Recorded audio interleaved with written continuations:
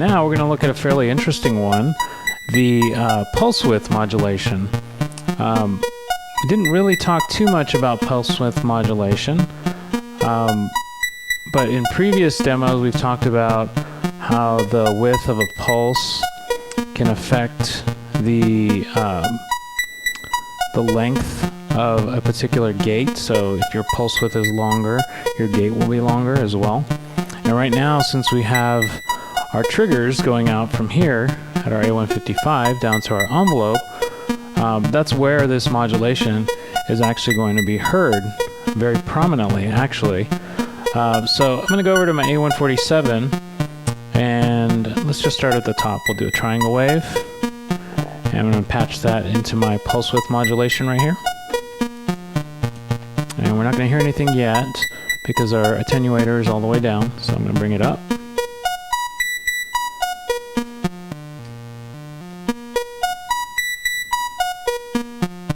So you can hear my notes are getting shorter in a descending order.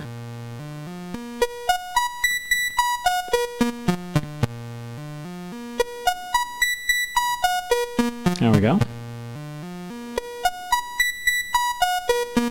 Now if I want to modify the setting I'm modulating, I can move my pulse width a little bit until I get something that I'm particularly happy with. I'm kind of happy with this right now. I like the way it sounds.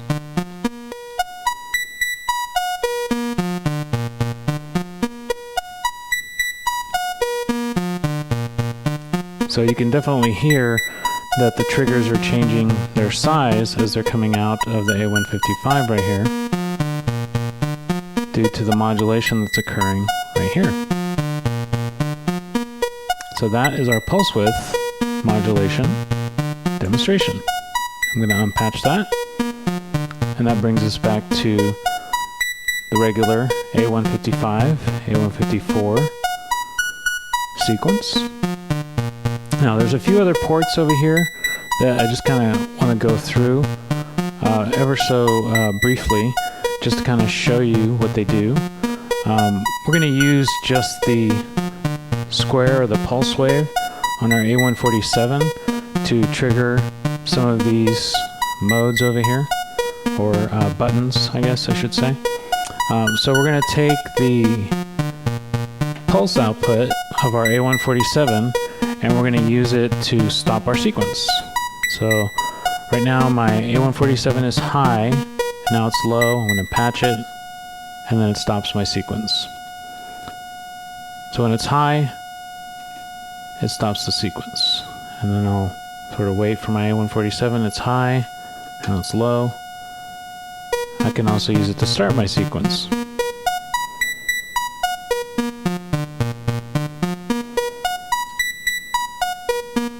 So a high signal going here is going to start it, and if it's already started, then that high signal being fed out from here has no effect. High signal received here is going to stop the sequence. So let's unpatch that and hear that again. Sequence is stopped. I'm going to use that to start it again. There we go. And I'm going to unpatch it because I want it to keep running, and I'm going to demonstrate the reset. So I'm going to patch my signal in here, keep an eye on the A147.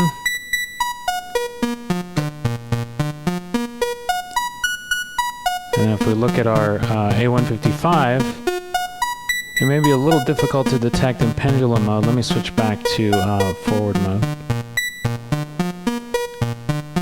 Yeah, it's a little bit easier to see if you look at the A155. You can see it's periodically jumping back to 1 before it hits 8. There we go. And there it actually jumped on 1. I could increase the frequency if I want to.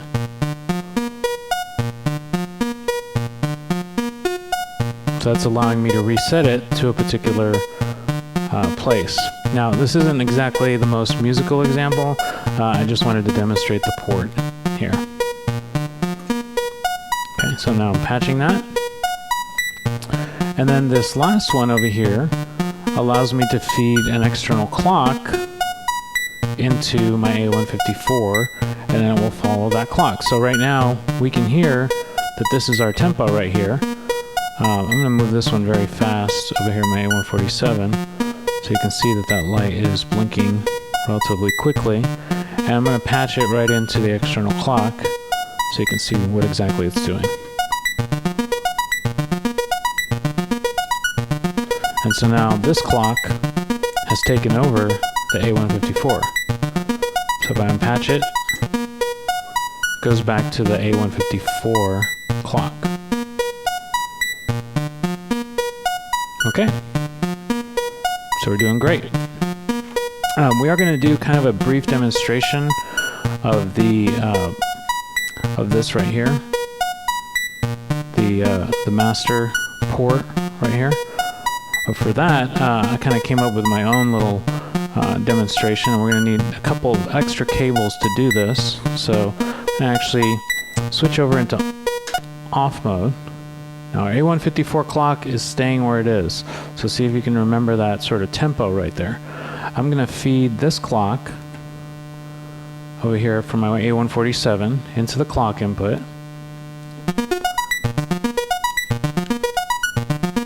Okay, so that's what we got right now. Now what I'm going to do is, if we look over at our A154, I want to patch a signal here that's going to make it switch from my A147 clock to my A154 clock. In order to do that though, I need to get a gate from somewhere.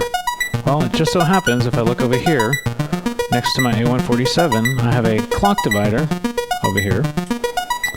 I'm not going to go into too much explanation about this at the moment, perhaps in a future segment, but it is going to, as it says, divide the clock. So I'm going to take the clock out from the A154, and I'm going to patch it into trigger in over here. There we go. And you can see some activity over here in the lights, and it's basically going through and dividing it at different intervals.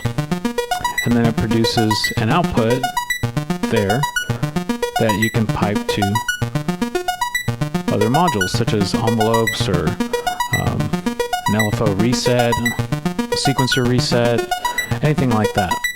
So I'm going to use this clock divider to, at a certain interval here, I'm going to happen to choose 32 to trigger the mode, so it then plays the A154 clock.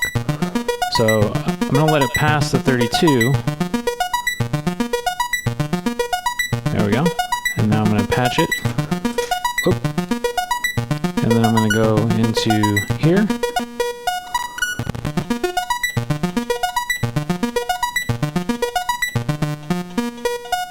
And there you can see there's a little bit of change happening.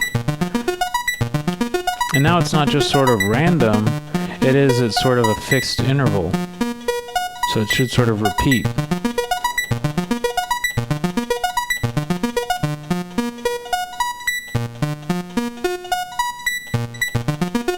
And you can see that as soon as this goes out, it triggers into the A154 mode.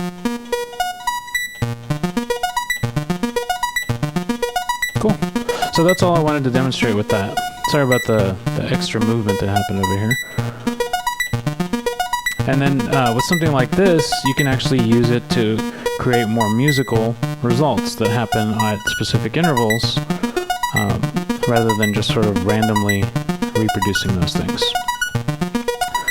Now, since we have our clock divider plugged in, I thought this would be the perfect opportunity to actually go in and demonstrate a couple things that I kind of had moved over, not by any direct intention, but just hadn't come up with a sufficient demonstration for them, and that is the sample and hold control and the glide control. Well, I actually figured out that the clock divider is going to help us tremendously with this. So if we remember back, this is going a ways back, a couple of segments, we were talking about the purpose of these ports.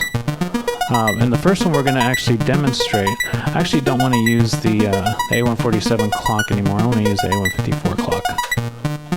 There we go. So I'm just going to actually unpatch this. So we just don't have that extra distraction. There we go. Okay, so back to sample and hold control. We're going to actually patch one of these outputs, and we're going to take it. I'm going to start with the glide control. So I'm going to bring the glide up, and we should start to hear our notes glide. And then you can hear now, if you look at the A155, it's now gliding through every instance of the sequence. Now, what we're going to use the clock divider for is to trigger it so that it only glides in certain segments. So, something to note about this is that when the gate that is received here at the glide is low, that's when the glide is on, and when it's high, the glide is off. So I'm going to patch, let's patch into 16, and then I'm going to patch into glide control.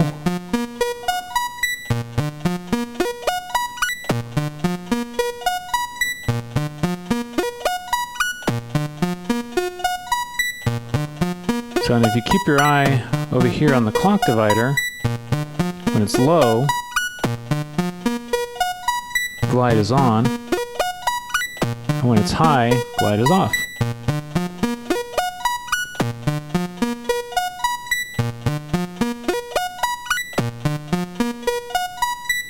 Okay. So that's one way that you could use clock divider to trigger glide in kind of a musical, rhythmic kind of way. Now, at the sample and hold control, it's going to be a little bit different when we hear this. So, at the sample and hold control, if you remember back, this is going to allow us to hold notes at certain steps of our A155. So, in this one here, whenever the gate is low, then the note will be held. And whenever it's high, the sequence plays as normal. So let's go ahead and patch it. Keep an eye on the A160 over here. So you can see by looking at our clock divider over here, when it's low, it holds the note. When it's high, it goes back to normal sequence. Now I hope I have it right that low is, no light, and red is high. I'm fairly certain that that's what it is, although I didn't see it written anywhere. I'm just kind of assuming that. And so that's a way that you can use a gate to trigger sample and hold control. And with that, that's going to bring us to the end of our A155 and 54 modules demonstration. We've kind of looked at a broad range of the features found in these very useful modules, as well as some of the modulation capabilities of this and ways that you can implement it into your modular system. So I want to thank you very much for watching. I believe that this is going to wrap up the A155 and 54 sequencer series. So thank you very much for watching, and keep on patching out there. I'm not 100% certain what we're doing next, but whatever it is, I'll try and make it as interesting as possible. So thanks for watching.